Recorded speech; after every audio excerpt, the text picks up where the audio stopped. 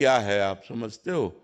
हमारे किए हुए पूर्व कर्म, हमारे किए हुए पूर्व कर्म का ही तो भाग्य कहते हैं।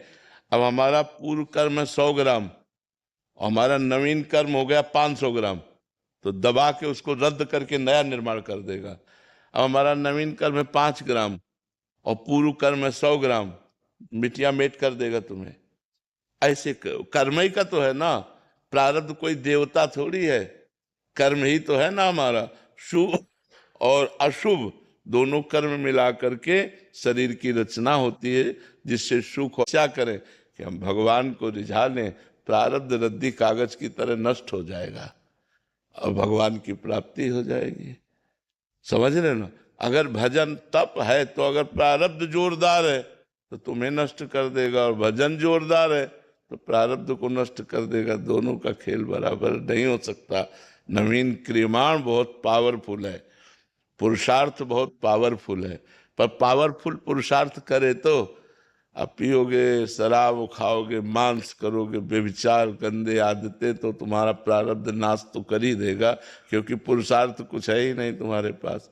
अब तपस्या, व्रत, नियम, तीर्थयाटन, परोपकार, नाम जप, अभी आपका आनंदमय जीवन हो जाए, अभी आनंदमय जीवन हो जाए। जी समझ रहे ना बच्चा? उस तरह की भजन शैली हो तो दर्शन देते नहीं, खेलते हैं साथ। दर्शन देने की तो बात अलग है कि आए और गए, खेलते हैं साथ। अब वो दृष्टि हो तुम्हारी तो तुम देख पाओ, साथ खेलते हैं, उनके सिवा कोई है ही नहीं हमारा। तो हमारे को वो कितना सुख देते हैं, बार 4 बार की बात थोड़ी है, खेलते हैं साथ। और वृंदावन है, यहाँ एक से एक सिद्ध रसिक है जिनके प्रिया प्रीतम गोद में खेलते हैं। तो ये सब कहाँ लिखा है कि कलयुग में भगवत साक्षात्कार नहीं होगा?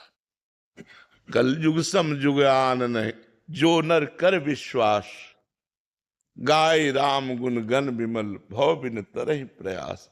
कलयुग के समान महान युग नहीं है यदि भजन किया जाए तो। नहीं, कलयुग समयुग आन नहीं, जो नर कर विश्वास, गाय राम गुण गण विमल, भव बिन तरहि प्रयास। बिना प्रयास के संसार सागर से पार हो जाए, भगवान के चरित्रों का गायन करे, खूब नाम जप करे। भगवान का तुम्हें कैसे बताएं, अभी वाणी का विषय है नहीं। दर्शन देना चाहे तो यहाँ जैसे दर्शन तो अगर हमें देना चाहेंगे तो हमें ही दिखाई देंगे, आपको दिखाना चाहे तो आपको केवल दिखाई देंगे, क्योंकि वो दृष्टि जागृत होती है। भजन से हृदय में नेत्र खुलते हैं, हृदय के नेत्रों का प्रभाव इन्हीं नेत्रों से देखने को मिलता है। जैसे ज्ञानी के ज्ञान चक्षु बुद्धि में प्रकट होते हैं तो उसे ब्रह्मबोध होता है, ऐसे भक्त के मानस चक्षु प्रकट होते हैं, उनसे वो भगवत साक्षात्कार करता है। बिल्कुल हो जाएंगे भगवत साक्षात्कार। और कितने भाई जी, राधा बाबा, इन सबको भगवत साक्षात्कार खूब डट के हुआ है, ऐसे चरण स्पर्श किए हैं प्रिया प्रीतम के। तो अब भजन न करोगे तो एक अलौकिक बात लगती है।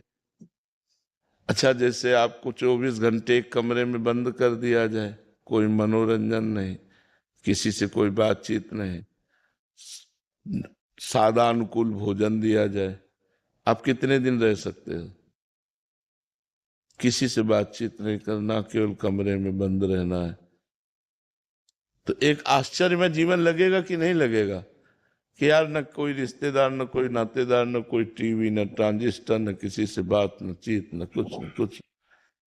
अब आश्चर्य लगेगा? माता पिता भाई बंधु परिवार रिश्ते नातेदार, किसी से कोई मतलब नहीं, कोई संसार में क्या हो रहा है कोई। और इनको जो होगा वो आपको पता नहीं चलेगा। आप सोचोगे, अगर कोई कह भी दे कि इनको भगवत साक्षात्कार हुआ तो कोई मुकुट तो लग नहीं जाता, वो तो हृदय का विषय है। तो इसलिए ये कहाँ लिखा है कि कलयुग में भगवत साक्षात्कार नहीं हो सकता? कलयुग में सब युगों से ज्यादा भगवान की कृपा है और जल्दी भगवत साक्षात्कार कलयुग समझ में आएगा। वास्तविक स्वरूप बातों से समझ में थोड़ी आएगा।